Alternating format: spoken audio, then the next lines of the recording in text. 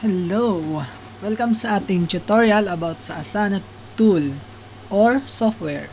So, para saan nga ba ang Asana software? Isa siyang software na ginagamit ng mga business or freelancer slash virtual assistant para ma-organize yung mga projects into smaller tasks. So, ano ba nga ba ang advantage ng paggamit ng Asana? Dumadami na yung mga online jobs, mostly required sa mga company na mga naghanap ng mga virtual assistant is may mga experience na sa mga paggamit ng tools. Isa na doon yung Asana. So, advantage na to kung alam nyo siya paano gamitin. Kung kahit wala kayong experience, pag natutunan nyo na to, pwede nyo siyang ilagay sa portfolio nyo as a sample na meron kayong alam sa mga project management tool. So, simulan natin. Kung wala kayong account, okay lang kasi free naman siya. Just click the login post. Yan, meron siyang option na continue with Google or pwede kayong sign in ng email address nyo. So, para mas madali, Google account na lang. After nyo mag-login sa Google account nyo or sa email address, ito, mapupunta na kayo ngayon sa interface ng Asana kung saan pwede kayong mag-create ng project. Makikita nyo dito yung My Task Project People. Ito yung mga na-invite nyo. Pwede kayong mag-invite dito. Pwede nyo rin siya makita dito sa My Workspace. Yan, invite nyo lang kung sino yung mga ka-team nyo. Since wala pa tayong project, so wala pang nakalagay. Paano mag-create ng project? Click nyo lang yung itong plus sign or dito sa My Workspace, create project. So, pagka click nyo dyan, mapupunta kayo ngayon dito. May tatlong option. Import project, use a template, and blank project. So, import project, ito na yung mga meron na kayong existing project na pwede nyo na lang i-import para malagay siya sa interface ng Asana. And then, use ayan. Ito na yung mga existing integrated na template na nandito sa Asana. Request tracking, cross-functional project plan, one-on-one meeting agenda, and then event planning. So, since newbie pa lang tayo or beginner, hindi muna natin papakilaman yan. Kasi, medyo maano na yan. Ibang topic na yan. Balik lang tayo, and then, blank project yung piliin nyo. Ayan, project name. Kunwari, social media management. And then, click continue lang. Choose views for your project. So, ito yung iba't ibang interface na pwede nyo gamitin sa pag-create ng or organize nyo ng project nyo. So, yan. Papakita natin yan later on. So, ngayon, check lang muna natin lahat. Tapos, click na rin natin tong calendar para masali siya sa option. And then, create project.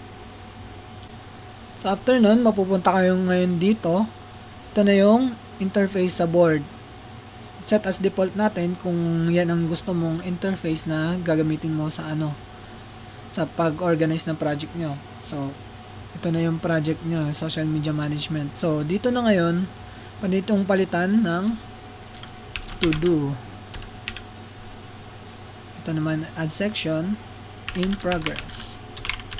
Ito na yung steps kung ano na yung mga status. And then, complete or done. Kayo na bahala kung anong gusto nyo. Pwede nyo yung palitan. Just click here. Pindutin nyo lang yan. And then, add task. Kunwari, nabigyan na kayo ng task ng client nyo or yung kung ano man sa business nyo, nagbigay na. Kunwari, to sample lang to. Pinapagawa sa inyo, Live Good Affiliate Project. Ayan. So, ayan. Dito na yung project na inassign sa inyo ng client nyo or sa business nyo, kung ano man project meron kayo. click nyo lang, double click, so ito na yung lalabas. Itong assignee, dito naman kung sino yung i-assign mo. Sa isang project, meron kayong different roles, which is merong video editor, merong graphic designer. So kung ano mang project or role, task, assignment na to, doon mo siya i-assign. Kunwari dito, i-assign mo siya sa graphic designer nyo or editor. Click nyo lang, piliin nyo lang kung sino yung tao na yun or ka-member nyo. Yan. Due date.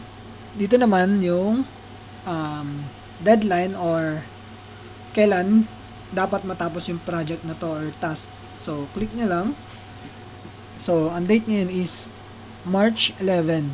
So, kunwari, kailangan na siya sa Friday. So, click nyo lang tong 16. And then, ganun. Okay na yun.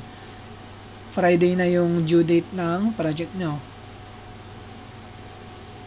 Punta naman tayo ngayon sa description. Description, dito nyo bibigay yung kung anong instruction na ipapagawa nyo sa project na to. Kunwari, 5 steps how affiliate works or benefits. Yan. Tapos, pwede nyo ring ibigay yung kung may link or website kayo page, pwede nyo na rin ilagay dito para alam niya kung saan kukunin yung paano nga ba nagwo-work yung affiliate or benefits. Pwede na rin natin ilagay yung paano mag-sign up. Yan, process. Yan. After that, itong subtask naman, dito kayo mag-add ng additional task na pwede mong ipagawa sa graphic designer nyo. Kunwari, kailangan nyo ng photo for affiliate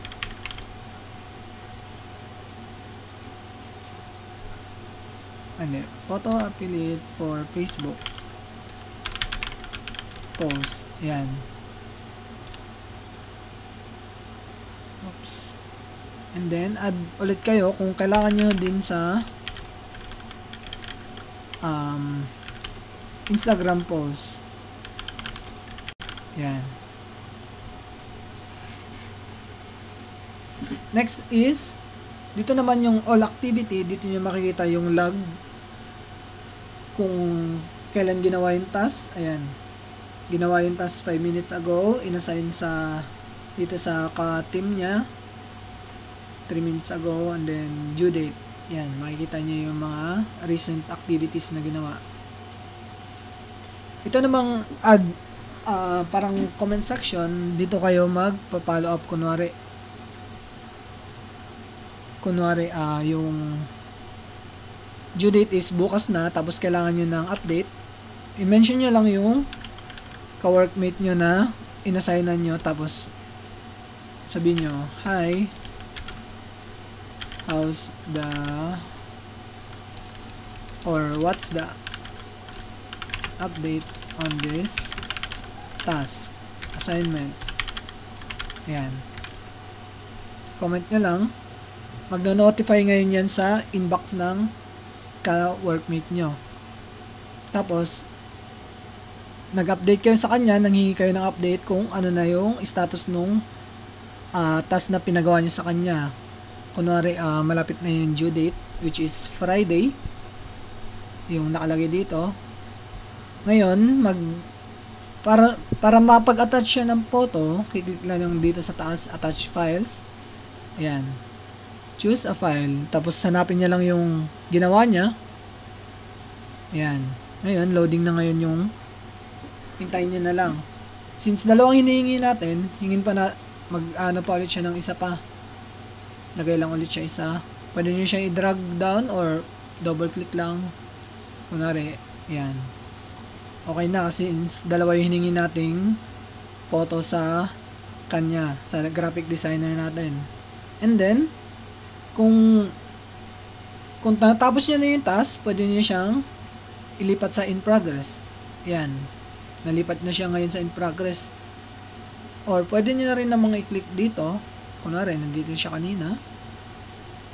Drag nyo lang. In progress. So, kunwari, meron kayong nakalimutan, pwede nyo rin naman siya ibalik sa to-do list. Or in progress pa rin. Ganun lang. Paano na-check mo na yung gawa ng ka-team mo. Ngayon, pwede mo na siyang i-reassign sa sino mang client nyo. Kunwari, si Mr. John Arwin na yung client nyo. Tapos, kung complete na siya, pwede mo na siyang i-mark as complete. And then, so yun nga, na-mark as complete na natin siya. Pwede niyo siyang i-reassign sa boss or client nyo. And then, once na na-approve na siya, yan, grade out na. Since nalagay na natin siya sa complete, pwede natin siya ngayon ilagay sa archive. And then, gumawa ka ng sample task or assignment na para makita nyo yung different ng style or interface na option na binigay or pagpipilian kanina bago tayo mag-create ng project natin. Ayan, so yung list, ayan, yun yung itsura niya. Simple lang din, ganyan, pababa siya. Parang listahan lang din talaga, list ng ano. Kunwari, pinapabili kayo ng kung ano naman. Yan. And then, the other one is the calendar. Ayan. Dito naman, parang siyang sa Google Calendar, makikita nyo yung kung ano yung mga task na nakalagay dyan. Ayan. Yung sample 2 natin, Tuesday yung due date. Sample 1 natin, Wednesday yung due date. And then, so on. Tapos yung done na is Friday yung due date. So, ayan, nakalagay. So, dito sa taas, pwede nyo siyang palitan since ganyan, week lang yung nakikita nyo. Pwede siyang months. Yan, para mas makita nyo lahat if fully book na yung calendar nyo ng mga assignments or tasks. Yan. Tapos, pwede nyo siyang ilipat kung kunwari, nagbago yung due date ng sample 2 nyo. Pwede nyo siyang ilipat dito. March 22 na yung due date niya. Pag click mo siya ngayon, yan, nagbago na siya. So, yun ang different types ng pag-organize ng task. So, pag sa board, ayan, makita nyo, sample 2, nagbago na yung due date niya. Ayan. Tapos, meron ka makitang mga options dito, pero hindi naman natin ito masyadong ginagamit. So, explain natin, like task, ayan, touch files, subtask, copy task link, and then full screen. Ito, more options. Pag click nyo, ayan, pwede nyo i-delete yung task, duplicate. Kunwari, di nyo na pinatanggal yung sample 4 na task sa inyo, delete nyo lang. Yan. Tapos, mali pala yung na-click nyo, balik nyo lang, undelete nyo lang. Yan. Yun lang siya. Yun lang mga ibang options. So, yun. Kung tapos na kayo mag-practice, tapos sanay na kayo, pwede nyo siyang i-add sa portfolio nyo para meron na kayong mapakita sa client nyo as sample na alam nyo paano gamitin yung tools na Asana. After nyo mapanood yung video na to, pwede nyo pag-practicean, gumawa na kayo ng account. Simulan nyo na, gawa na kayo ng project or task na pwede nyong gawing sample o para ma-familiarize kayo sa mga tools or menu na nandito sa Asana. Tapos, pag medyo gamay nyo na, pwede nyo ilagay sa portfolio nyo as sample na may alam kayo sa software na to, di ba? So, may edge na agad kayo if gusto nyo mag-apply as a virtual assistant or kahit anumang online jobs na nagre-require as Asana, hindi na kayo kailangan tanungin or i-training. Pwede na agad nyo na agad pakita yung portfolio no or sample works nyo, di ba? So, yun, kung meron pa kayong mga gustong ibang tools na gawa natin ng tutorial, comment lang kayo sa comment section. Sana may natutunan kayo. Huwag niyo kalimutan mag-share, like, and subscribe. Bye-bye!